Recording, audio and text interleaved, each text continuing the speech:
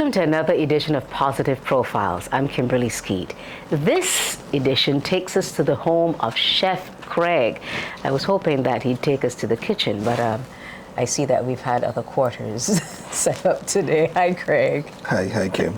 Maybe another time we'll go in the kitchen. I think so. Yeah, that's no problem. Tell us a little bit about the journey of Chef Creig and your influence on young, aspiring cooks, chefs, mixologists. The list is endless. Well, the journey is still going on, but to get to where we are, long nights, long days, not tears, but some sadness, lots of pain, in pain right now, but all worth it when you see these smiles, whether from persons working with you, working around you, or enjoying what you work to prepare and then to serve. So, as I said, time, patience, pain, and then a lot of joy and a lot of love is how it's been, and it's still that way right now. It certainly takes a lot of love to have the kind of profession that you spend most of your time on your feet.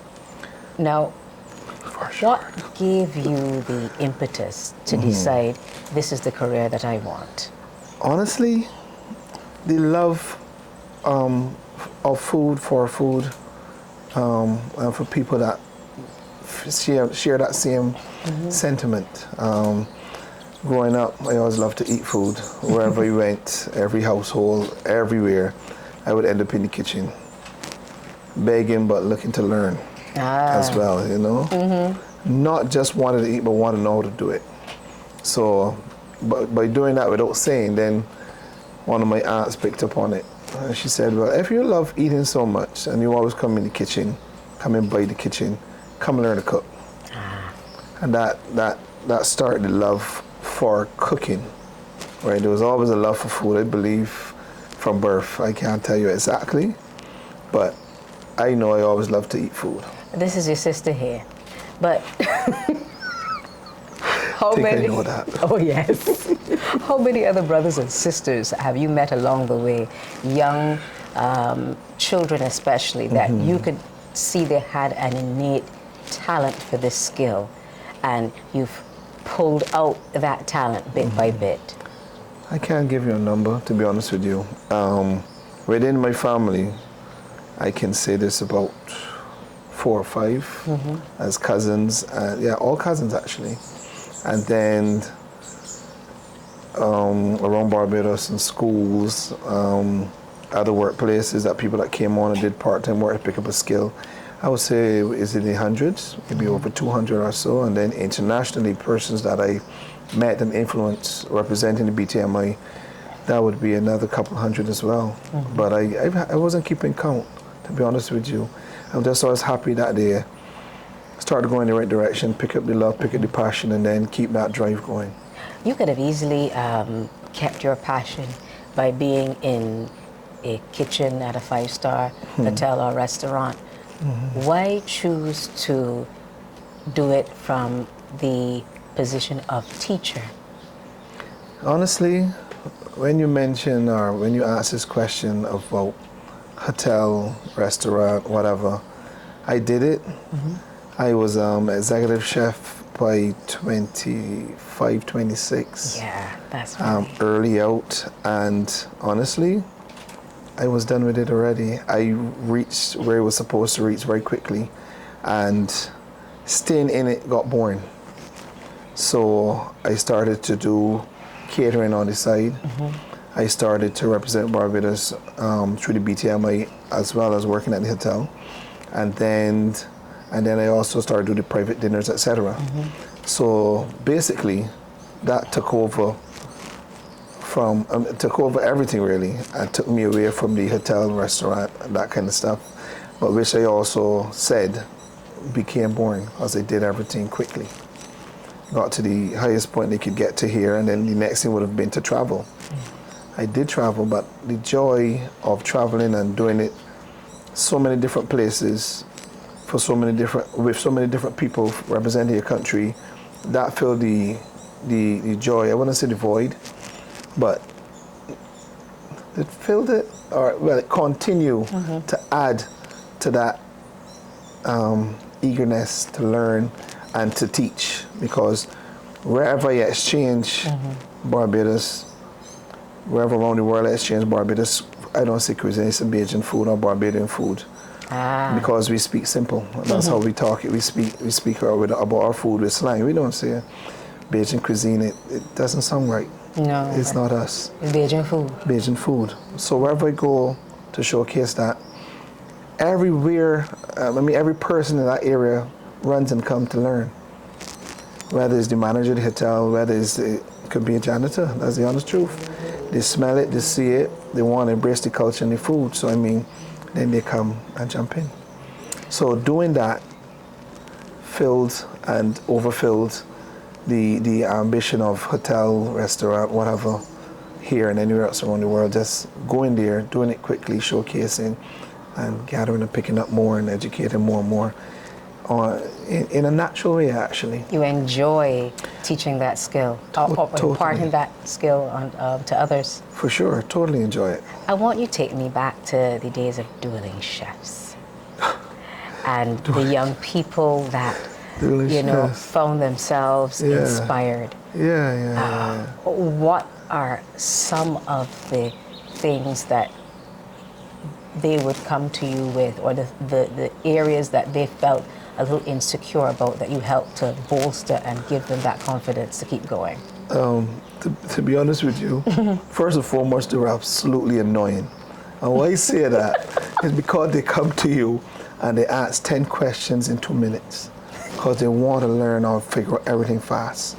So the first thing we'll do is slow them down and ask them, do you love this? First and foremost, do you love this? Or is this a job? Or will it be a job? And then when they answer right, they love it, they have the passion for it, then they continue. But honestly, some of them I saw up to last year from the junior chef, and one is the head chef, the other one is the sous chef.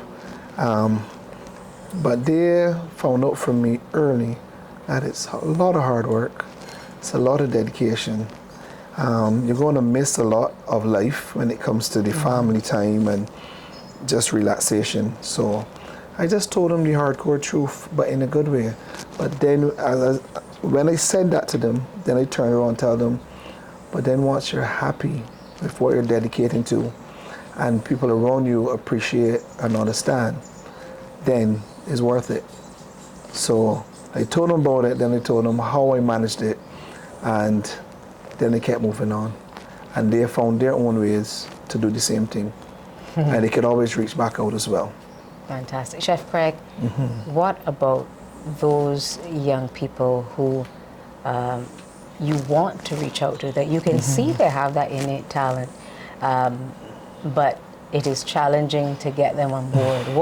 What means have you used to whet their appetite? Every bit of pun intended. All right, so I use social media, and sometimes you say things without saying them. Because my Instagram page only showcased my work. It showcased events here, catering here, stuff like this, nice interviews, judging competitions, traveling as well. But I always, in my messages, let them know what it takes. And it's not just a show. It's a lot of work, but you embrace it. And then you always stay thankful and stay humble in everything you do, which is how I am, as you would know. Yeah, may end up laughing a lot, talking a lot of crap. But that also helps. Just think about it. We're in the kitchen, we're going through a menu, 14, 20 items. For 100 to 200 people. That's just a small one. That's a small one? That's a small one. Wow. Yeah, we do hundreds and thousands. Wow. And you're miserable, or no one's talking, and there's no fun. That would be absolutely hard and difficult. But when you're cooking and you're having fun and you're interacting with people around you, So the people around you in a potentially stressful environment, which we have no stress, because the people around us are fun and together. So just imagine not having that and trying to execute. It's torture. It's torture, yeah. So you just got to keep going. So that Instagram page, as you put it, that helps to reach some of the young ones out there. What are the age ranges that you find leaning towards cooking or the idea of becoming a chef? I can tell you it starts young teenagers. First form, second form in school. Wow. They approached me up to last night at the Food and Run pop-up. 16-year-old. She approached me and said she wants to work with me and my team. I mean, it starts around, as I said, around 11, 12 and continues up. There are people that retire that ask to come and work with us because they love it, and people that love it before they start the world of work, during the world of work, and after. And we embrace them all. We find some tasks that they can all execute and bring joy to them, and they bring joy to us. Speaking of people, last question. Yes. If there was one person that you could think of on, the drop of a hat, that you've impacted or that they believe you've impacted on their life greatly in this area of work, who would it be? I can say two, and they're best friends. They're two of the more popular chefs in Barbados now as well. There's Trevon Stout and Marvin Applewhite. I was very privileged to judge them in their first competition when they came into the national team. I also was their captain, team manager when they traveled to represent Barbados. While doing that, they also worked with me part-time for events, etc. And up to now, we're still very close, and they still look up to me like uncle or big brother. So that would be the two. And the two in one, because they're still the best friends. Wow. Yeah. And these obviously had, would you say that persons like them, if not them specifically, persons like them, their life may have been completely different were it not for deciding to take a chance on food? I'm not going to say cuisine. It is very true. Their life would be different. I think both of them were into cricket, so they would have been trying cricket. Maybe if they were good enough, county cricket or regional cricket. And one of them is in horse racing as well. Well, he can't ride the horse because us chefs, I would say no more. They're a little heavy. We understand. But honestly, they've branched out into other things while being chefs. As I said, the horse racing, the sports, I think they got a car, some kind of car dealership, online dealership and stuff like that. So they're doing good stuff. And if it's not theirs alone, they partner with people and doing things. Yeah. So I think it's gone where you're just stuck in a profession where there's so many different ways to do other things while you're doing what you love. And I think it also takes the edge off of doing one thing and having people overwhelm your love and passion for food and being a chef.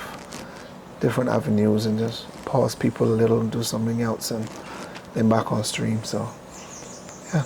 Excellent journey. And who said that journeys cannot be one that you have taken with meandering turns? There's no journey to success that's a straight line.